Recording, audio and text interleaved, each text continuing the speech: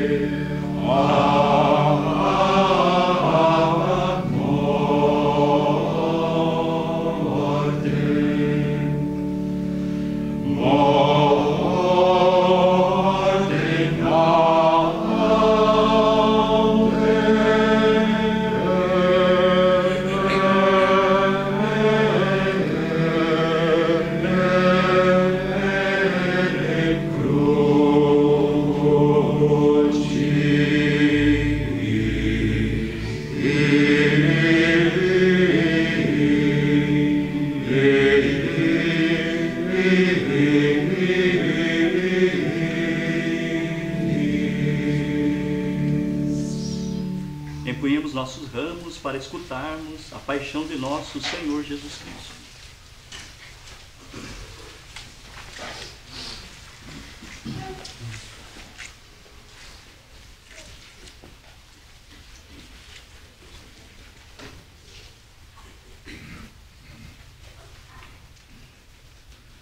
Paixão de nosso Senhor Jesus Cristo, segundo Mateus.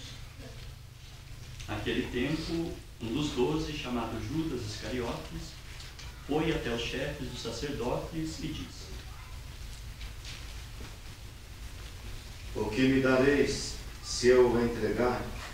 Fixaram-lhe então a quantia de 30 moedas de prata. E a partir disso, ele procurava uma oportunidade para entregar.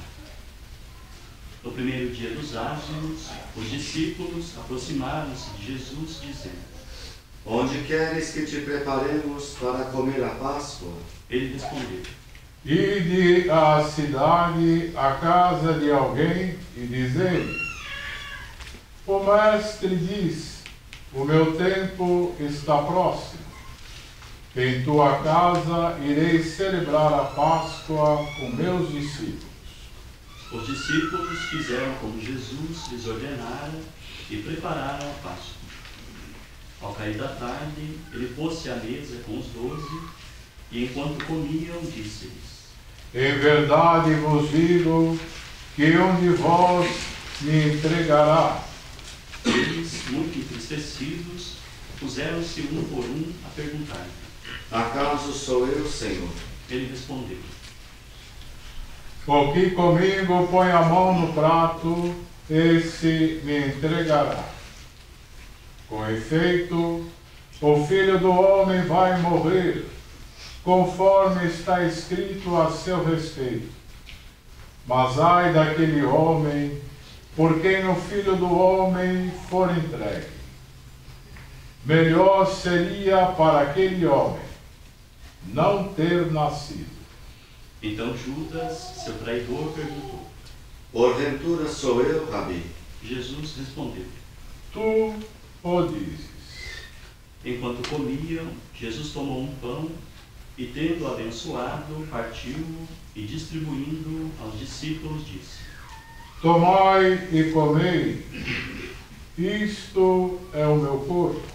Depois tomou um cálice e, dando graças, deu-lhe, dizendo: Bebei deles todos, pois este é o meu sangue, o sangue da aliança que é derramado por muitos para a remissão dos pecados. Eu vos digo, desde agora não beberei deste fruto da videira, até aquele dia em que convosco beberei o vinho novo no reino do meu Pai. Depois de terem cantado o hino, saíram para o Monte das Oliveiras. Jesus disse-lhes então: Essa noite todos vós vos escandalizarei por minha causa, pois está escrito: Ferirei o pastor e as ovelhas do rebanho se dispersarão. Mas, depois que eu ressurgir, eu vos precederei na Galileia. Pedro, tomando a palavra, disse: Ainda que todos se escandalizem por tua causa, eu jamais me escandalizarei. Jesus declarou: Em verdade te digo que esta noite, antes que o galo cante, me negarás 3 vezes. Ao que Pedro disse: Mesmo que tiver de morrer contigo, não te negarei. O mesmo disseram todos os discípulos. Então Jesus foi com eles a um lugar chamado Getsêmani e disse aos discípulos: Sentai-vos aí, enquanto vou até ali para orar. Levando Pedro e os 2 filhos de Zebedeu, começou a entristecer-se e angustiar-se. Disse-lhes então: Minha alma está triste até a morte. Permanecei aqui e vigiai comigo. Indo um pouco adiante, prostrou-se com o rosto em terra e orou: Meu Pai, se é possível, que passe de mim este cálice. Contudo, não seja como eu quero, mas como tu queres. E ao voltar para junto dos discípulos, encontra-os dormindo. E diz a Pedro: Como assim? Não fostes capazes de vigiar comigo por 1 hora? Vigiai e orai, para que não entreis em tentação. Pois o espírito está pronto, mas a carne é fraca. Afastando-se de novo pela 2ª vez, orou: Meu Pai, se não é possível que isto passe sem que eu o beba, seja feita a tua vontade. E ao voltar de novo, encontrou-os dormindo, pois os seus olhos estavam pesados de sono. Deixando-os, afastou-se e orou pela 3ª vez, dizendo de novo as mesmas palavras. Veio então para junto dos discípulos e lhes disse: Dormi agora e repousai. Eis que a hora está chegando, e o Filho do Homem está sendo entregue às mãos dos pecadores. Levantai-vos, vamos. Eis que meu traidor está chegando. Enquanto ainda falava, eis que veio Judas, um dos 12, acompanhado de grande multidão com espadas e paus, da parte dos chefes dos sacerdotes e dos anciãos do povo. O seu traidor dera-lhes um sinal, dizendo: É aquele que eu beijai, prendei-o. E logo, aproximando-se de Jesus, disse: Salve, Rabi. E o beijou. Jesus respondeu: Amigo, para que estás aqui? Então, avançando, deitaram a mão de Jesus e o prenderam. E eis que um dos que estavam com Jesus, estendendo a mão, desembainhou a espada e, ferindo o servo do sumo sacerdote, decepou-lhe a orelha. Mas Jesus lhe disse: Guarda a tua espada no seu lugar, pois todos os que pegam a espada, pela espada perecerão. Ou pensas tu que eu não poderia apelar para o meu Pai, para que ele pusesse à minha disposição, agora mesmo, mais de 12 legiões de anjos? E como se cumpririam então as Escrituras, segundo as quais isso deve acontecer? E naquela hora disse Jesus às multidões: Como a um ladrão, saístes para prender-me com espadas e paus. Eu me sentava no templo, ensinando todos os dias, e não me prendestes. Tudo isso, porém, aconteceu para se cumprirem os escritos dos profetas. Então todos os discípulos, abandonando-o, fugiram. Os que prenderam Jesus levaram-no ao sumo sacerdote Caifás, onde os escribas e os anciãos estavam reunidos. Pedro seguiu de longe até o pátio do sumo sacerdote e, penetrando no interior, sentou-se com os servidores para ver o fim. Ora, os chefes dos sacerdotes e todo o sinédrio procuravam um falso testemunho contra Jesus, a fim de matá-lo. Mas nada encontraram, embora se apresentassem muitas falsas testemunhas. Por fim, se apresentaram duas que afirmaram: Este homem declarou: posso destruir o templo de Deus e edificá-lo depois de 3 dias. Levantando-se então o sumo sacerdote, disse-lhe: Nada respondes? O que testemunham estes contra ti? Jesus, porém, ficou calado. E o sumo sacerdote lhe disse: Eu te conjuro pelo Deus vivo, que nos declares se tu és o Cristo, o Filho de Deus. Jesus respondeu: Tu o disseste.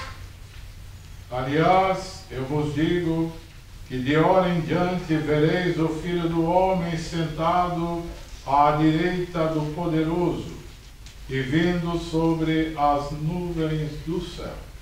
O sumo sacerdote então rasgou suas vestes, dizendo: Blasfemou!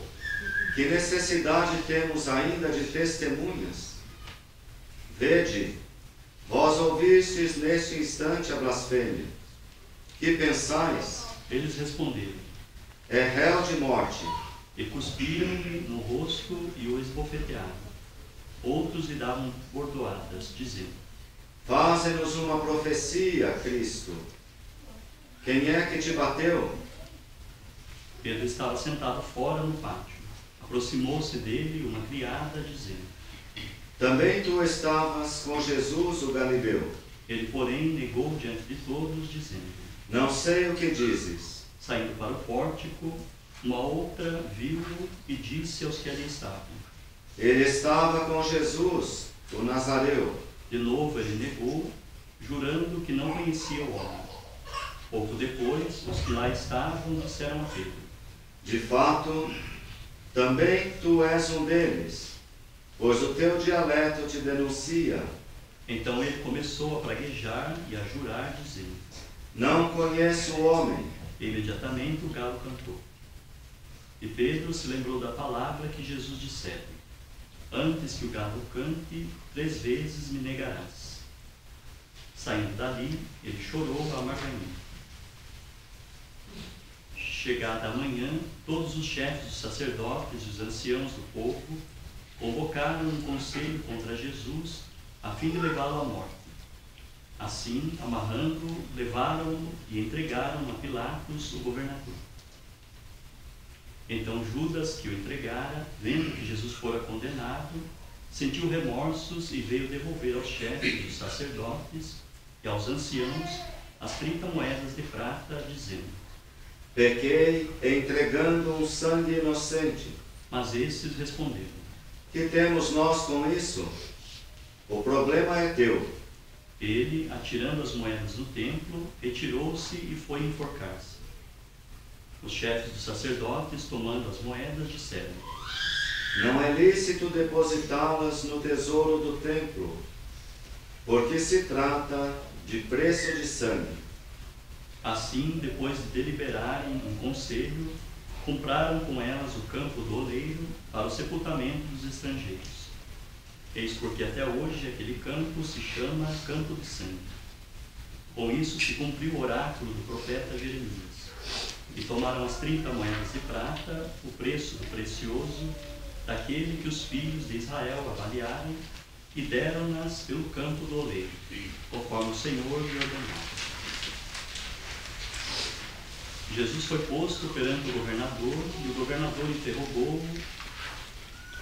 És tu o rei dos judeus? Jesus declarou: Tu o dizes. E ao ser acusado pelos chefes dos sacerdotes e anciãos, nada respondeu. Então lhe disse Pilatos: Não estás ouvindo de quanta coisa te acusam? Mas ele não lhe respondeu sequer uma palavra, de tal sorte que o governador ficou muito impressionado. Por ocasião da festa, era costume o governador soltar um preso que a multidão desejasse. Nessa ocasião, tinham eles um preso famoso chamado Barrabás. Como estivessem reunidos, Pilatos lhes disse: Quem quereis que vos solte? Barrabás ou Jesus, que chamam de Cristo? Ele sabia com efeito que eles o haviam entregue por inveja. Enquanto estavam sentados no tribunal, sua mulher lhe mandou dizer: Não te envolvas com esse justo, porque muito sofri hoje em sonho por causa dele.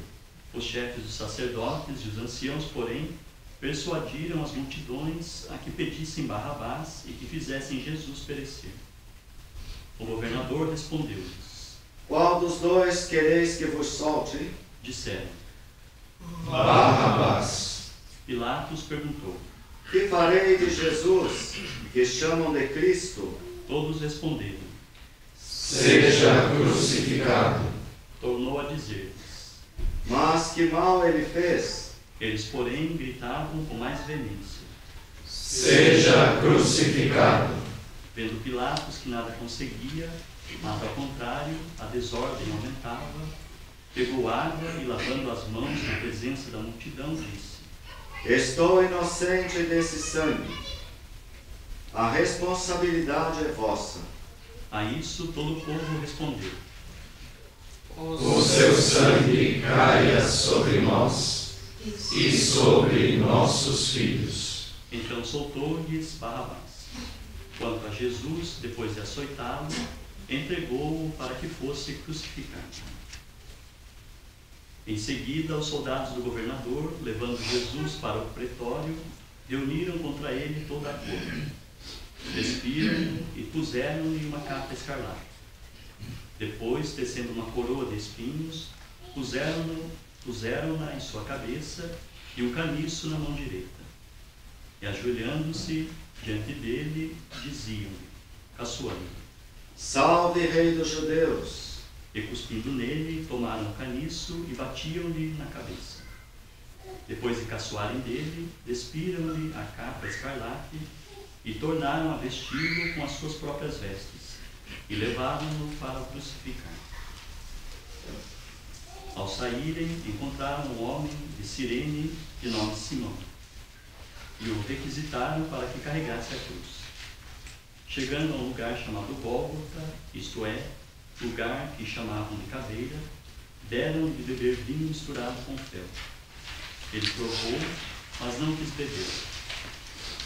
E após crucificá-lo, repartiram entre si as suas vestes, lançando ao sol. E sentando-se, ali montavam-lhe guarda. E colocaram acima da sua cabeça, por escrito, o motivo da sua condenação: Este é Jesus, o Rei dos Judeus. Com ele foram crucificados dois ladrões, um à direita, outro à esquerda. Os transeuntes injuriavam-no, meneando a cabeça e dizendo: Tu que destróis o templo e em 3 dias o edificais, salva-te a ti mesmo, se és filho de Deus, e desce da cruz. Do mesmo modo, também os chefes dos sacerdotes, juntamente com os escribas e anciãos, caçoavam dele. A outro salvou, a si mesmo não pode salvar. Rei de Israel que desça agora da cruz e creremos nele. Confiou em Deus, pois que o livre agora, se é que se interessa por ele, já que ele disse: Eu sou filho de Deus. E até os ladrões que foram crucificados junto com ele o insultaram. Desde a hora sexta até a hora nona, houve treva em toda a terra. Lá pela hora nona, Jesus deu um grande grito: Eli, Eli, lema sabachthani. Isto é, Deus meu, por que me abandonaste? alguns dos que tinham ficado ali, ouvindo, disseram.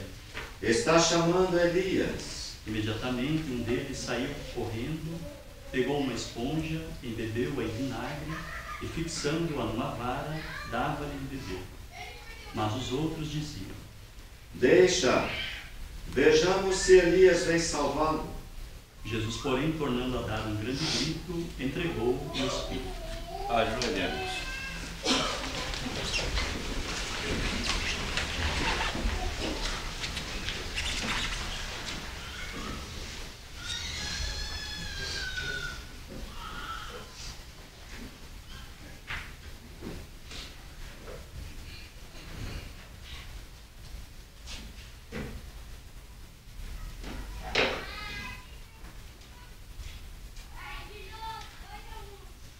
Levantemos.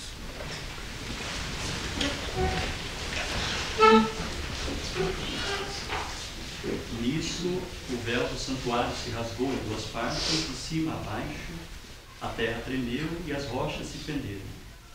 Abriram-se os túmulos e muitos corpos dos santos falecidos ressuscitaram.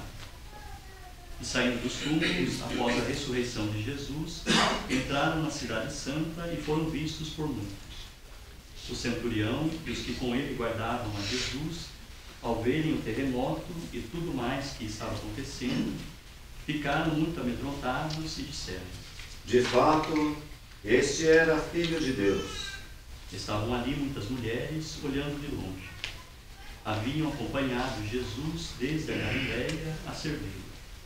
Entre elas, Maria Madalena, Maria, mãe de Tiago e de José, e a mãe dos filhos de Zebedeu.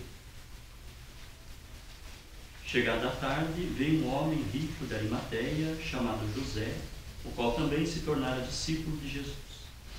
E dirigindo-se a Pilatos, pediu-lhe o corpo de Jesus. Então Pilatos mandou que lhe fosse entregue. José, tomando o corpo, envolveu-o no lençol limpo e o pôs em seu túmulo novo, que talhara na rocha. Em seguida, rolando uma grande pedra para a entrada do túmulo, retirou-se. Ora, Maria Madalena e a outra Maria estavam ali sentadas em frente ao sepulcro. No dia seguinte, um dia depois da preparação, os chefes dos sacerdotes e dos fariseus, reunidos junto a Pilatos, diziam: Senhor, lembramo-nos de que aquele impostor disse, quando ainda vivo, depois de 3 dias ressuscitarei. Ordena, pois, que o sepulcro seja guardado com segurança até o 3º dia, para que os discípulos não venham roubá-lo e depois digam ao povo: ele ressuscitou dos mortos. E a última impostura será pior do que a primeira. Pilatos respondeu: Tendes uma guarda, ide, guardai o sepulcro, como entendeis. E saindo, eles puseram em segurança o sepulcro, selando a pedra e montando o guarda.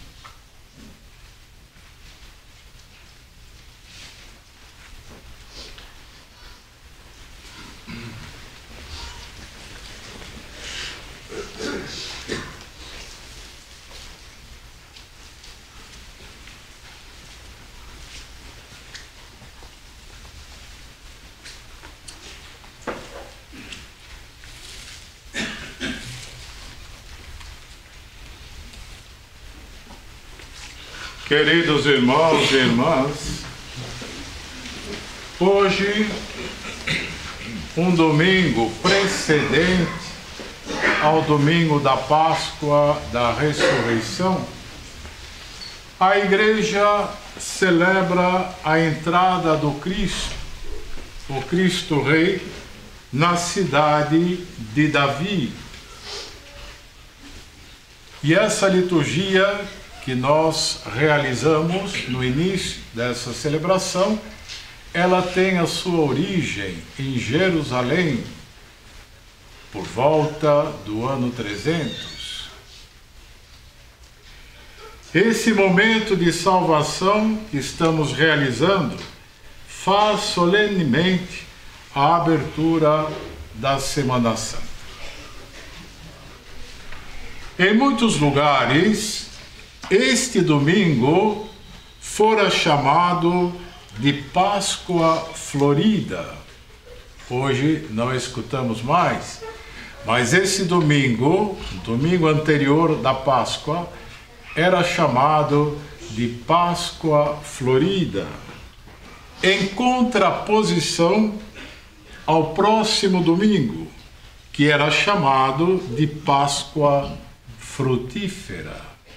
Então esse domingo é a Páscoa Florida. No próximo domingo, que é a Páscoa da Ressurreição, a Páscoa Frutífera. A Páscoa Florida desse domingo nos prepara para recebermos o fruto da salvação. E que fruto é esse? A ressurreição do Senhor. Por isso, em muitas igrejas, ainda há o belo costume, como fizemos, de enfeitar a cruz processional com muitas flores e ramos. Exatamente para marcar que hoje é a Páscoa Florida, em contraposição à Páscoa Frutífera do próximo domingo. Essa Páscoa Florida, num segundo momento, já anuncia o fruto maduro, o Senhor pendente da cruz. Jesus Cristo coroado como rei, mas com a real coroa de espinhos. Esse fruto, o Senhor morto na cruz, na árvore da cruz, é o grão de trigo caído na terra, que ressurge dos mortos e dá muitos frutos. Quem são esses frutos? Nós, os batizados. Por conseguinte, meus irmãos, a colheita desse fruto será os novos filhos da igreja, a igreja que é a esposa do Cristo, que prolonga no tempo a salvação. Um pouco de história para nós entendermos esta celebração. Por volta do ano 400, um século depois que essa celebração do Domingo de Ramos, a entrada do Cristo em Jerusalém, com os ramos, que a igreja de Jerusalém reproduzia em liturgia o fato que Jesus tinha vivido. Um século depois, essa celebração chega à Igreja de Roma, da qual descendemos todos. Nós somos da Igreja Latina, da Igreja Romana. Então, um século depois, chega em Roma. E Roma não celebrava esse momento da entrada de Jesus em Jerusalém, como nós o fizemos no início. E isso por um motivo muito claro. Na Igreja de Roma, nesse momento da história, não havia celebração durante a semana. A Eucaristia era só aos domingos. Hoje nós temos todo dia. Naquela época não, apenas aos domingos se celebrava. Portanto, como é que eles resolveram a questão da Semana Santa, né? A Igreja de Roma. Um domingo antes da Páscoa se fazia a comemoração da paixão, morte e ressurreição do Senhor. No domingo. É o que realizamos depois de estarmos aqui na igreja. O segundo momento da nossa celebração. Portanto, se unirão duas celebrações. A entrada de Jesus em Jerusalém e em Roma, a celebração da paixão, morte e ressurreição do Senhor, um domingo antes, porque não havia celebração durante a semana. Um século depois, o século VI, que foi instituída a Quinta-feira Santa, a Ceia do Senhor, né? E a celebração da paixão na sexta-feira. Isso, provavelmente, nesse momento em que São Bento está em Monte Cassino, fundando a vida monástica, a sua vida monástica, né? Então, na época de São Bento é que começam essas celebrações da Quinta-feira Santa, da Sexta-feira Santa. E muito mais tarde, alguns séculos depois, a Igreja Romana vai unir essas celebrações. Mas a Igreja de Roma, não se esqueçam que a Igreja do Cristo, ela não se resume à Igreja de Roma. Existem outras igrejas de tradição apostólica, né? Outras igrejas tão antigas quanto a de Roma, tanto no Oriente quanto no Ocidente. Então, na Espanha, que é uma igreja muito antiga, na Gália, sul da França, uma igreja muito antiga, já se celebrava a entrada de Jesus em Jerusalém com os ramos. Roma ainda não. Vai assumir essa festa em plena Idade Média. O povo que celebrava essa entrada de Jesus em Jerusalém reproduzia os gestos e os cantos dos hebreus, que levavam palmeiras. Por que palmeiras? Porque as palmeiras, elas são o símbolo da vitória, do triunfo, e um costume já mencionado no livro do Levítico. Também nós encontramos essa manifestação de vitória no tempo dos Macabeus, alguns séculos antes de Jesus, quando Simão entra em Jerusalém entre aclamações. Portanto, esse costume já havia entre o povo de Deus. O que eles fizeram com Jesus era repetir um gesto de triunfo e de vitória que se fazia já com os grandes homens de sua história. Com esta liturgia, meus irmãos, nós atualizamos o momento de salvação no qual Cristo Rei toma posse de seu trono. Ele é rei, tem o trono. E o trono do Cristo é a cruz. Ele é um rei pacífico que entra em Jerusalém vitorioso, montado num jumentinho e não num cavalo. O cavalo era o animal de guerra, o jumento era o animal pacífico. Por isso Jesus entra como rei pacífico para tomar posse da cidade de Jerusalém e chegar ao seu trono, que é a cruz. Então, sejamos consequentes com os nossos gestos e cantos que neste momento executamos. Vivamos como verdadeiros discípulos do Cristo Rei. Se discípulos do Cristo Rei, discípulos pacíficos. Discípulos sem fugir da hora da dor, como fez os apóstolos, como fez Pedro, seu grande amigo. E do comprometimento com o Filho de Deus crucificado. Comprometer-se com o Cristo, que é escândalo até hoje para aqueles que não têm fé, loucura para tantos outros. Ele que veio para dar-nos vida eterna através de seu sacrifício, da sua oblação, porque ele é o verdadeiro Cordeiro Pascal, que os antigos cordeiros, todo o povo de Israel, imolados no templo, prefiguravam.